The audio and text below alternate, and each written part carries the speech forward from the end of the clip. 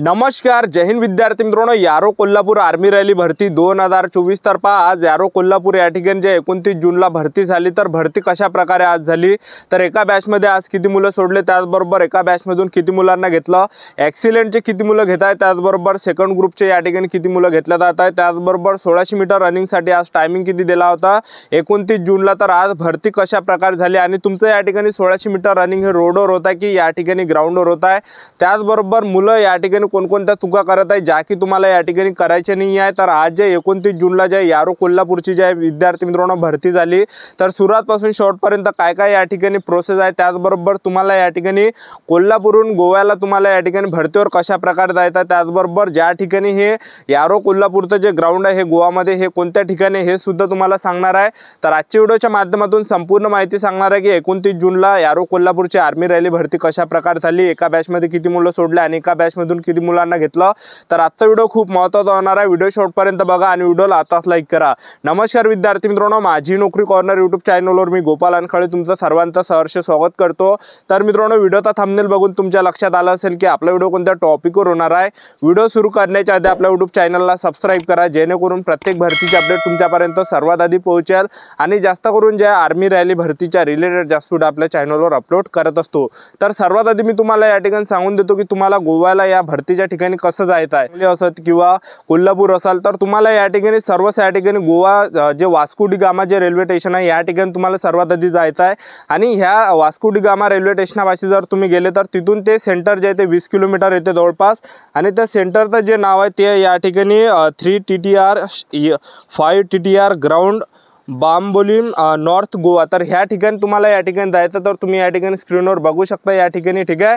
तर या ठिकाणी काय होतं की भरतीला एक दिवस अगोदर तुम्हाला यायचं विद्यार्थी मित्रांनो, कारण की भरपूर विद्यार्थी एकच चूक करत आहे की ज्या दिवशी ग्राउंड आहे त्या दिवशी बरेच विद्यार्थी येत आहेत, तर तुम्हाला या ठिकाणी भरतीला येताना एक दिवस अगोदर यायचं आहे। 29 जूनला ग्राउंड झालं तर काही विद्यार्थी 29 जूनलाच या ठिकाणी आले होते, लेट झाले होते ते मुलं, तर त्यांना डायरेक्ट घरी पाठवण्यात आलं, ठीक आहे। तर सांगायचं एवढंच की भरतीला तुम्हाला एक दिवस अगोदर यायचं। आता समजा आज 29 जूनला ग्राउंड होतं, तर आज भरती झाली होती, सकाळी मुले आले होते, तर ठीक आहे। तर भरतीची जी प्रोसेस आहे एक दिवस अगोदर या ठिकाणी सुरू होत आहे। तर 29 जूनला ज्या पण विद्यार्थ्यांचं ग्राउंड झालं तर ते विद्यार्थी 28 जून पासूनच त्या ठिकाणी रांगेमध्ये लागले होते 9 वाजतापासून, ठीक आहे। तर तुम्हाला या ठिकाणी एक दिवस अगोदर पोहोचायचं आहे ज्या ठिकाणी कोल्हापूर यारोची ग्राउंड आहे गोवाला या ठिकाणी, तर लवकरात लवकर तुम्हाला या ठिकाणी पोहोचायचं आहे, कारण की गोवामध्ये जे आहे हे भरती एक लक्षात ठेवा, ठीक आहे। आणि त्या ठिकाणी जे विद्यार्थी मित्रांनो राहण्याची व्यवस्था नाही आहे, ठीक आहे, कारण की फुटपाथवर विद्यार्थी त्या ठिकाणी झोपत आहे, पुलाखाली झोपत आहे, ठीक आहे। तर आज जे 29 जूनला ग्राउंड झालं, तर ज्या विद्यार्थ्यांचा ग्राउंड 29 जूनला होता ते विद्यार्थी 28 जून पासून रात्री त्या ठिकाणी 9 वाजतापासून रांगेमध्ये लागले। तर सर्वात आधी रांगेमध्ये लागायच्या वेळेस गेटच्या अंदर विद्यार्थ्यांना घेतलं जात आहे। तर गेटच्या अंदर एंट्री द्यायच्या वेळेस तर तुमचे या ठिकाणी 2 डॉक्युमेंट चेक केलं जात आहे, एक आपला आधार कार्ड, त्याचबरोबर आपलं एक हॉल तिकीट। तर हे डॉक्युमेंट तुम्हाला वरती ठेवायचे, ह्या 2 डॉक्युमेंटवरच तुम्हाला या ठिकाणी ग्राउंडच्या अंदर एंट्री दिला जात आहे आणि ज्या विद्यार्थ्यांनी हॉल तिकीट आणले नाही तर त्यांना जे अंदर सुद्धा येऊ देत नाही, लक्षात ठेवा, ठीक आहे।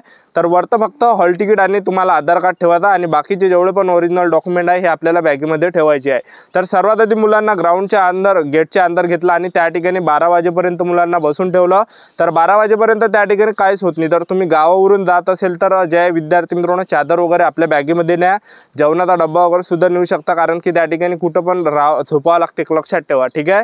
तर या ठिकाणी 12 वाजेपर्यंत मुलांना बसून ठेवलं त्या ठिकाणी आणि 12 वाजेपर्यंत ते आर्मीला मोटिवेट करता की बाबा तुम्हाला या ठिकाणी चांगल्या पद्धतीने मोटिवेट करता की आपले डॉक्युमेंट वगैरे बरोबर ठेवा, हे ते, ठीक आहे। असे विद्यार्थी मित्रांनो 12 वाजले तशी भरतीची प्रोसेस या ठिकाणी सुरुवात झाली। तर सर्वात आधी काय होतं की हॉल तिकीट स्कॅन करत येते, तर हॉल तिकीट सर्वांचे स्कॅन होते आणि हॉल तिकीट स्कॅन केल्यानंतर त्यांनी रांगेनं विद्यार्थ्यांना उठवलं आणि 100-100चे त्या ठिकाणी 3 ग्रुप त्यांनी जो 1600 मीटरचा जो ट्रॅक आहे, 400 मीटरचा जो ट्रॅक आहे, त्या 400 मीटर ट्रॅकच्या अंदर त्या 100-100 विद्यार्थ्यांना 3 बॅच त्या ठिकाणी बसवल्या।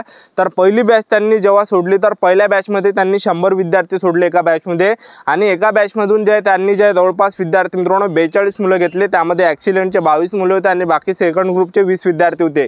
तर टोटल या ठिकाणी त्यांनी 42 विद्यार्थी घेतले एका बॅचमधून आणि आपण टायमिंगचा जर विचार केला त्या दिवशी तर 1600 मीटर रनिंगसाठी जो टायमिंग दिला जात आहे फर्स्ट ग्रुपसाठी ॲक्सिलेंटसाठी हा 5 मिनिट 30 सेकंडपर्यंत पूर्ण टाईम या ठिकाणी दिला जात आहे। त्याचबरोबर सेकंड ग्रुपसाठी जो टायमिंग दिला जात आहे 5 मिनिट 45 सेकंडपर्यंत एवढा टायमिंग या ठिकाणी दिला जात आहे। ठीक आहे, तर एवढा 1600 मीटर रनिंगसाठी टायमिंग आहे। आणि बाकीची दुसरी जी बॅच होती तर दुसऱ्या बॅचमध्ये जास्त विद्यार्थी घेतले होते, तर दुसऱ्या बॅचमध्ये 100 विद्यार्थी सोडले आणि 100 पैकी जवळपास विद्यार्थी मित्रांनो 48 49 विद्यार्थी त्यांनी घेतले आणि ॲक्सिलेंटचे सुद्धा त्यामध्ये 26 27 विद्यार्थी होते आणि बाकी सेकंड ग्रुपचे होते। ठीक आहे, तर 1600 मीटर रनिंगसाठी टायमिंग जो आहे 5 मिनिट 30 सेकंडपर्यंत ॲक्सिलेंटसाठी दिला जात आहे।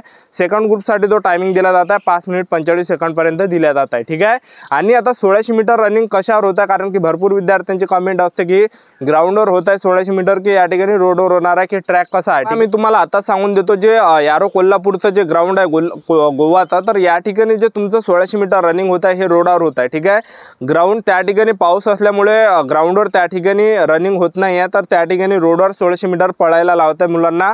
तर 1600 मीटर रनिंगचा जो ट्रॅक आहे तर तुम्हाला या ठिकाणी 1200 मीटर डांबरी आहे। ठीक आहे, त्याचबरोबर आणखीन तुम्हाला 400 मीटर त्या ठिकाणी मारावं लागणार आहे। तर अशा प्रकारे तिथलं ग्राउंड आहे यारो कोल्हापूरचं गोवाचं।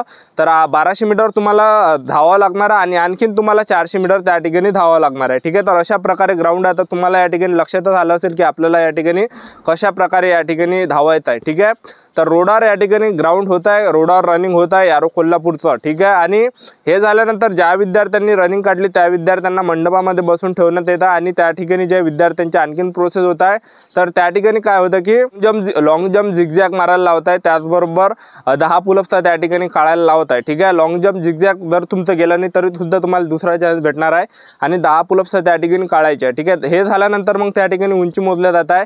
उंची 168 सेंटीमीटर लागते, 168 सेंटीमीटरपेक्षा कमी असेल तर फेल केला जात आहे, कटलं जात आहे मुलं। ठीक आहे, त्याचबरोबर छाती वगैरे मोजले जातात आणि छाती मोजल्यानंतर त्या ठिकाणी वजन मोजलं जात आहे। तर BMI नियम या ठिकाणी लागू आहे विद्यार्थी मित्रांनो। उंचीनुसार आपलं वजन या ठिकाणी असलं पाहिजे, म्हणजे त्याच्या वरतं असलं पाहिजे। ठीक आहे, कमी नसलं पाहिजे, कारण की ज्या विद्यार्थ्यांचं कमी वेट आहे ते विद्यार्थी अपात्र होत आहे, फेल होत आहे। ठीक आहे, आणि हे झाल्यानंतर पुढचा जो टप्पा होता तो होता डॉक्युमेंट व्हेरिफिकेशन। तर डॉक्युमेंट व्हेरिफिकेशनला कागदपत्र कोणकोणते लागते तुम्हाला सांगून देतो। तर त्या ठिकाणी 10वीचं मार्कशीट, 10वीचं बोर्ड सर्टिफिकेट, 12वीचं मार्कशीट, 12वीचं board certificate, caste certificate, domicile झालं, TC झालं, TC नसेल तर बोनाफाईड नाही, त्याचबरोबर आधार कार्ड न्यावं लागतं ओरिजिनल, त्याचबरोबर तुम्हाला त्या ठिकाणी जे कॅरेक्टर सर्टिफिकेट न्यायचं आहे, त्याचबरोबर तुम्हाला अनमेरिट सर्टिफिकेट न्यायचे आहे, त्याचबरोबर तुम्हाला या ठिकाणी नोटरी न्यायची आहे। हे जे मी तुम्हाला ओरिजिनल डॉक्युमेंट सांगितले, कागदपत्र सांगितले, ओरिजिनल सुद्धा न्यायचे आहे आणि प्रत्येकाच्या 2-2 झेरॉक्स नाही, एक झेरॉक्स त्या ठिकाणी लागते, पण 2-2 झेरॉक्स या ठिकाणी असू द्या, जेणेकरून काही प्रॉब्लेम येणार नाही। तर आर्मीवाले या ठिकाणी एक झेरॉक्स तुमच्याजवळून घेत आहे, त्याचबरोबर ओरिजिनल डॉक्युमेंट सुद्धा या ठिकाणी चेक केला जातं आणि तुम्हाला 20 फोटो या ठिकाणी न्यायचे आहे। ठीक आहे, आणि सर्वात मेन म्हणजे एक कागदपत्र आहे मित्रांनो, ते म्हणजे आपली नोटरी। तर नोटरी तुम्हाला या ठिकाणी न्यायची आहे। तर नोटरी जे तुम्हाला वकिलापाशी करायचे, ॲडव्होकेटपाशी करायचे आहे, तर तुमच्या जिल्ह्यामध्येच तुम्ही या ठिकाणी नोटरी करू शकता। तर 100 रुपयामध्येच तुम्हाला नोटरी करून भेटणार आहे। ठीक आहे, सुद्धा तुम्ही आर्मीचा फॉर्म भरला असेल तर तुमच्याजवळ एक फॉर्म जे आहे तो नॉन ज्युडिशियल स्टॅम्प पेपर म्हणून, तर त्या फॉर्मवर तुम्हाला नोटरी करायची, तो फॉर्म तुम्हाला घेऊन जायचा वकिलाजवळ आणि त्याला एकच म्हणायचं की मला नोटरी करून दे, तर तो तुम्हाला बरोबर नोटरी त्यावर करून देणार आहे। ठीक आहे, आणि 10 रुपयाचे तिकीट सुद्धा त्यावर शिकवावं लागते। तर नोटरी त्या ठिकाणी कंपल्सरी आहे, नोटरी लागतेच त्या ठिकाणी। ठीक आहे, जर समजा तुम्ही नोटरी नेली ना तर तुम्हाला या ठिकाणी वेळ देण्यात येणार आहे। ठीक आहे, पण नोटरी त्या ठिकाणी लागत आहे।